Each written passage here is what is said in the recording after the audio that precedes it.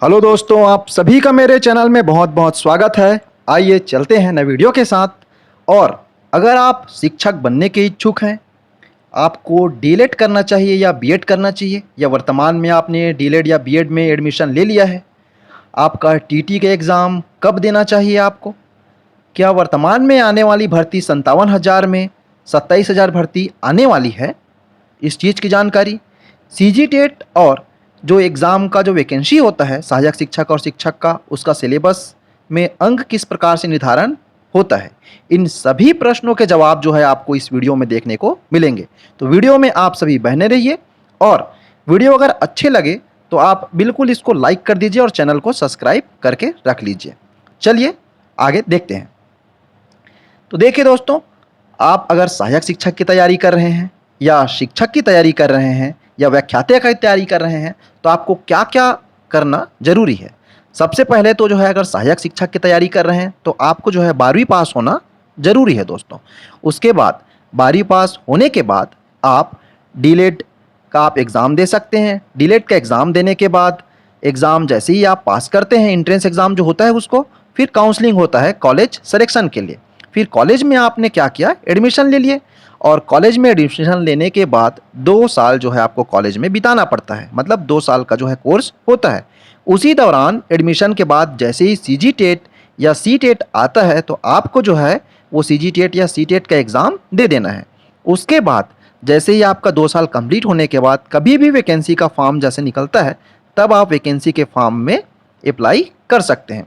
उसी प्रकार से शिक्षक साथियों के लिए, जो शिक्षक बनना चाहते हैं उनको स्नातक होना जरूरी है, किसी भी सब्जेक्ट में ग्रेजुएशन रहना है। अब स्नातक करने के बाद उन्हें डीएलएड या बीएड एंट्रेंस एग्ज़ाम देना होगा। उसके बाद एंट्रेंस एग्ज़ाम के बाद काउंसलिंग की प्रोसेस जो है चलेगी, और काउंसलिंग प्रोसेस के बाद उनको जो है कॉलेज में एडमिशन मिलेगा। अब एडमिशन लेने के बाद भी ये भी कोर्स जो है, बीएड हो या डीएलएड, 2 वर्ष का ही कोर्स होगा। और जैसे एडमिशन आप लेते हैं और सीजी टेट या सी टेट का जैसे एग्ज़ाम आता है, तो आप एग्ज़ाम दिला पाएंगे। और 2 साल का आपका कोर्स कंप्लीट हो जाता है, सीजी टेट और सी टेट आपका निकल जाता है, तब फिर आप जो है वैकेंसी का एग्ज़ाम जैसे ही आएगा, तो आप वैकेंसी का एग्ज़ाम दे सकते हैं। वैसे ही व्याख्याता में अगर कोई कैंडिडेट चाहता है, तो उन्हें स्नातकोत्तर होना ज़रूरी है। पोस्ट ग्रेजुएशन जो है उन्हें होना ज़रूरी है, एमए एमएससी वगैरह, है ना। और उनको सिर्फ जो है बीएड मांगा जाता है, तो बीएड का एग्ज़ाम उनको देना पड़ेगा। और बीएड एग्ज़ाम जो है, ये जो है आप स्नातक के बाद भी कर सकते हैं, है ना। बीएड एग्ज़ाम होना ज़रूरी है। तो जैसे ही बीएड एग्ज़ाम देंगे, एंट्रेंस एग्ज़ाम, और आपका काउंसलिंग का प्रोसेस चलेगा। काउंसलिंग के बाद जैसे ही कॉलेज में आप एडमिशन लेते हैं, तो एडमिशन लेने के बाद जो है आपको तैयारी करना चालू कर देना है। और ये 2 वर्ष का कोर्स होगा बीएड का। और जैसे ही वैकेंसी का एग्ज़ाम आता है, तो आप जो है उसमें अप्लाई कर सकते हैं दोस्तों। अब आइए देखते हैं, क्या डीएलएड करना चाहिए या बीएड करना चाहिए। तो मैं कहना चाहता हूं, अगर आप जो है आर्ट सब्जेक्ट वाले हैं दोस्तों, अगर जो है आर्ट सब्जेक्ट वाले हैं, तो आपको जो है डीएलएड करना चाहिए। ऐसा इस वजह से बोल रहा हूं, क्योंकि आर्ट में जो है व्याख्याता के लिए जो पोस्ट जो है नहीं निकलता है। आप जनरली देखे होंगे, मैथ्स, बायो, केमिस्ट्री आदि सभी के लिए जो है पोस्ट जो है निकलते रहता है। परंतु अगर आप आर्ट से इंग्लिश वाले हैं, तब फिर आप व्याख्याता के लिए मतलब बीएड आप कर सकते हैं, है ना। उसी प्रकार से भूगोल का कभी कभी निकलता है, और कॉमर्स का कभी कभी निकलता है, और बाकी सब्जेक्ट का अधिकतर नहीं निकलता। और अगर आप बीएड वाले हैं, तो अगर आप बीएड वाले हैं, तो आप अगर विज्ञान सब्जेक्ट लिए हुए हैं, तो आप बीएड करना चाहिए आपको। क्योंकि विज्ञान के बाद आपको पोस्ट ग्रेजुएशन किसी भी सब्जेक्ट से, केमिस्ट्री हो, बायो हो, या फिजिक्स हो, या आप मैथ्स वाले हो एमएससी, तो ही आप जो है बीएड करोगे तो ज़्यादा सही रहेगा। इस वजह से मैं बोल रहा हूँ दोस्तों इस सभी चीज़ को, क्योंकि कई बार लोगों का जो है अधिक महत्व तो ये होता है कि हमें नौकरी पहले पाना है। अब आप सभी को मैं बता देना चाहता हूँ, डीएलएड जो होता है वो प्राइमरी स्कूल के लिए होता है और मिडिल स्कूल के लिए होता है। तो अगर आपने डीएलएड नहीं किया है, तो आपको बीएड करने के लिए एक तो आप ग्रेजुएशन करने के बाद बीएड करेंगे, और आजकल आपको बता देना चाहता हूँ, शिक्षक में जो भर्ती है वो कम होने वाली है, क्योंकि सहायक शिक्षक के जो पोस्ट होंगे, उन्हीं के द्वारा जो प्रमोशन के बाद जो शिक्षक के जो पोस्ट होंगे वो ज़्यादा से ज़्यादा भर जाएंगे। तो आप सभी को मैं चाहता हूँ, अगर आप आर्ट वाले हैं और आपको नौकरी आपका महत्व रखता है, तो आप प्राइमरी स्कूल टीचर बनना चाहते हैं या मिडिल स्कूल, तो आपको डीएलएड कर लेना चाहिए। अब ये जो है आपके अनुसार है, आपके अनुसार आपको जो अच्छा लगे वो आप कर सकते हैं। मैंने जानकारी दे दी है। अब आइए देखते हैं आगे, टेट का एग्ज़ाम आपको कब देना चाहिए। तो दोस्तों जो है टेट का एग्ज़ाम जो होता है ना, जैसे ही आप डीएलएड या बीएड में क्या करते हैं, एडमिशन ले लेते हैं, है ना, तो एडमिशन के बाद कभी भी जो है आप एग्ज़ाम दे सकते हैं। याद रखिए, डीएड या बीएड में एडमिशन लेने के बाद ही आपको एग्ज़ाम देना है। और ये सीटेट जो है, सेंट्रल एलिजिबिलिटी टेस्ट जो होता है वो साल में 2 बार होता है दोस्तों। वैसे ही सीजीटेट, तो सीजीटेट जो होता है छत्तीसगढ़ सरकार के द्वारा निकाला जाता है। तो यह जो है छत्तीसगढ़ सरकार के ऊपर निर्भर करता है।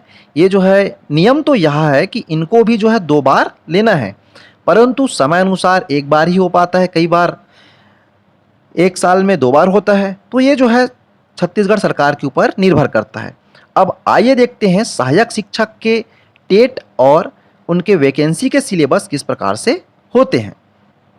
तो देखिए दोस्तों, अगर आप सहायक शिक्षक की भर्ती में सीजी टेट का तैयारी कर रहे हैं, तो कुछ ना कुछ जो है आपकी तैयारी, आपके शिक्षक के लिए भी तैयारी हो जाती है। तो बाल विकास और शिक्षा शास्त्र जो है आप देखेंगे यहाँ पास कितने नंबर का आता है, 30 नंबर का आता है।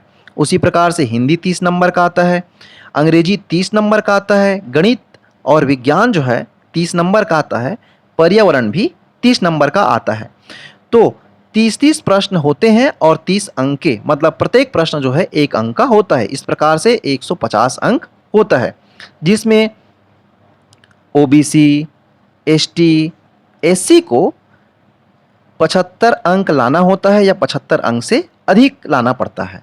उसी प्रकार से अगर जनरल के कैंडिडेट हैं, तो जनरल के कैंडिडेट को 60% जो है होना चाहिए इस 150 का। इस प्रकार से वैकेंसी के लिए देखिए दोस्तों, तो बाल विकास जो है, शिक्षा शास्त्र ये जो है कितना नंबर का होता है, 30 नंबर का होता है। हिंदी 25 नंबर आता है वैकेंसी में, अंग्रेजी भी ही है 25 नंबर में आता है, गणित 30 नंबर का आता है, पर्यावरण 20 नंबर का आता है और कंप्यूटर 10 नंबर का आता है, सामान्य ज्ञान 10 नंबर का। इस प्रकार से टोटल 150 अंक के इसके भी होते हैं और 150 प्रश्न जो है आते हैं।